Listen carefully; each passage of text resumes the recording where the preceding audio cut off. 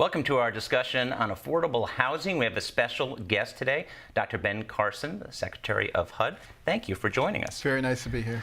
Dr. Carson, racial inequalities in the home buying process, how big of a problem is it, and what is HUD doing about it? Well, you know, there are certain regions of the country where there are enormous restrictions. Zoning restrictions, all kinds of regulatory problems. Those are the places where the prices are the highest. You look at a place like Los Angeles, 70 to 80% of the land is zoned for single-family housing. And you throw on top of that all the regulatory things, including most recently solar panels. You know, it becomes incredibly expensive. We've got 37 million American households who, have some cost burden. They spend more than 30% of their income on housing, and 18 million households that are severely cost burdened, spending more than 50%. We're not producing housing nearly as fast as we're producing families. So for every 10 families that are being produced, we're able to produce about 7 housing units. So it's a growing problem. Now, I guess. And what can be done about it? Because, as you mentioned, the demand is very high. Well, there are two schools of thought. One school of thought says, we just need to throw more money at it. And the other, more logical school of thought, and I'm sure you can figure out which one I'm with, says, let's look at the source of the problem and let's attack that. So that means working at the federal, state, and local level with the municipalities to look at some of these zoning restrictions and some of these other regulatory barriers, density and height and parking and all these kinds of things, and relax some of the things. Like Mayor Garcetti recently said, you could put accessory dwelling units in the yard. Well, that provides for another family. So those kind of things make a huge difference. And then also new building techniques. Recently there was a demonstration on the National Mall of new housing techniques, 3D printed housing, manufactured housing. Manufactured housing can be produced at half to 2/3 the cost of site-built housing, tends to weather storms better, appreciates in value just equally with a site-built home. These are great solutions, and new products are coming out all the time. So we're trying to upgrade what we're doing with the technology as it advances as well to help take care of some of the affordability needs. The economy is doing well, and certainly we've seen with the unemployment rate with African Americans and Hispanics is way down, as well as the national average. How has that impacted your work in getting more affordable housing? Because more people are making money, there are more people who are employed. Yeah, well, the average wages have gone up 3.1, 3.2%. Average rent and housing prices have gone up 3.8 to 3.9%. So it's sort of like chasing your tail. Right. Which is why, again, we have to attack that problem at its source. You mentioned new technology, and you have in June, HUD is involved in innovating housing showcase. What is that, and who's involved in that? Well, this was an ideal that sprung up at HUD, and we're saying, how do we make sure that people know about all the new things that have happened? Because we've been doing things pretty much the same way for the last 50 years, and people just don't know. And this includes Congress as well. So that was the whole ideal behind it, and doing it on the National Mall so that congressional people and staffers would get an opportunity to actually know that you can put up a solid permanent structure in a very short period of time that is extremely durable and that is cost effective. Some have criticized HUD for proposing to eliminate a federal fund now used to repair public housing. What is the role I've seen you quoted as saying you want to have the private industry more involved? Yeah, public-private partnerships are really the answer there. For years and years, we just kept throwing more and more money after these capital expenditures and not making any progress. where we have made progress is through something like the Rental Assistance Demonstration Program. It's a public-private partnership. And in this situation, the private sector now takes partial responsibility for the building and partial ownership, but it remains in PBRA so that the units remain affordable, and that's really the key, and this extends over decades. And yet you have a private sector partner who's interested in the maintenance of that structure. The difference was in the past, the government would come and they would build these structures, and then they would leave. And it would immediately begin to deteriorate. There was one public housing complex in St. Louis that only lasted 20 years before it had to be demolished because there was no one taking care of it. So that's one of the big solutions. One of the other big things is the opportunity zones. Right, in the tax law. Yeah, that was part of the 2017 Tax Cuts and Jobs Act, and allows people to take unrealized capital gains, invest them into these 8,761 opportunity zones around the country.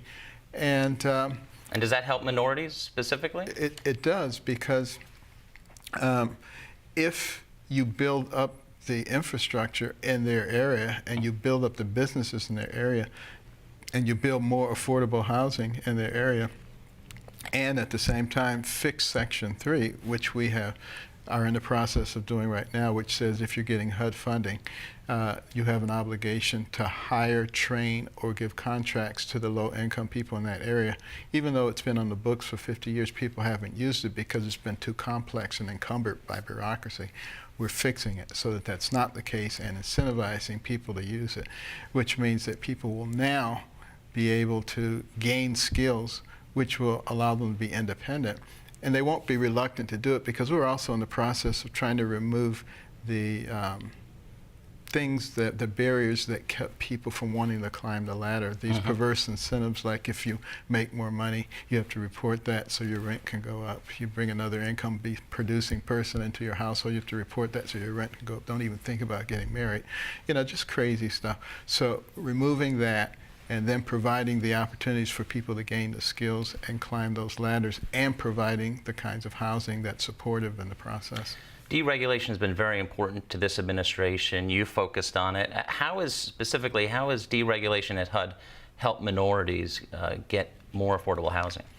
Well, anytime that you can remove the barriers that cause the housing to become so expensive, that's where you make the progress. For instance, you go back to something like the Affirmatively Furthering Fair Housing Act.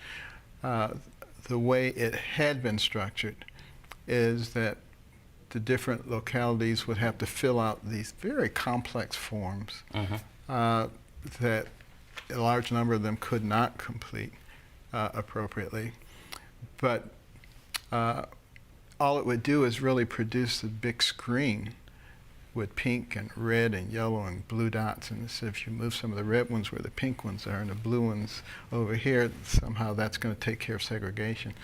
The reason that people are segregated in housing is not because, there's this George Wallace standing at the door. It's because they can't afford to move to other areas. So what I've decided that we should do instead is focus on how do we break that problem up. And the way that we obviously do that is make it possible to build more affordable housing and to make it possible for people who have vouchers to be able to move to other areas. So, we started a national task force to work with landlords to find out why they weren't accepting vouchers and then rectifying the situation. That's, again, and maybe it comes from my medical background, but I'd like to go to the source of the problem rather than treating the symptoms. As far as regulations or legislation, what are you doing as far as just the basic making housing more affordable? How can Congress help you? There's been a lot of gridlock on Capitol Hill, but what can be done in the next 2 to 4 to 10 years? Well, unfortunately, most of the things that are driving the cost are not national things. They're not federal things. They're, the 80+% of the cost is done at the state and local level.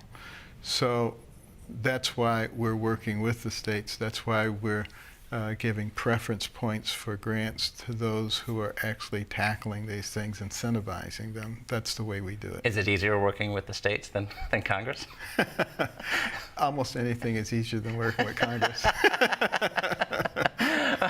Well, very nice. Well, thank you, Dr. Carson, for joining us. I appreciate it. A pleasure. Okay, and then we'll thank you. That was great.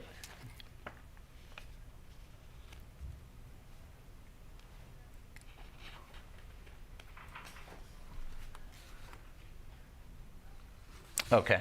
Well, I think the first one was answered, but let me ask the second one.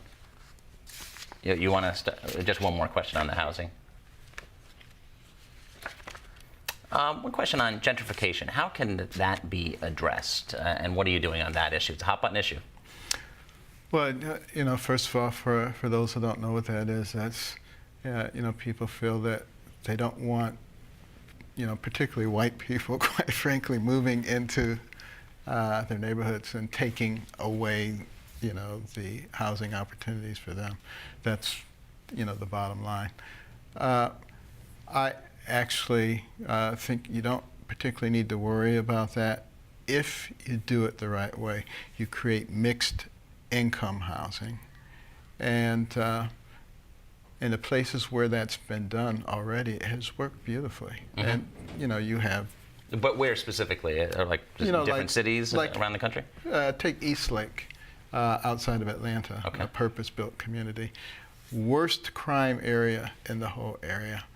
Schools performing at a horrendous level.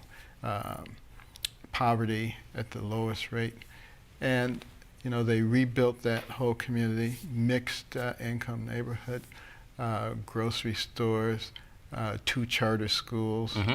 I went into one of the high schools there. Unbelievable. I was met by 5 students playing the harp. And I looked at all the things that they exposed the students to. They're achieving at a level higher than most of the private schools. This is what can be done, but it has to be planned. Mm-hmm. It has to be coordinated. Mm-hmm. And that's what we've lacked in the past. Mm-hmm.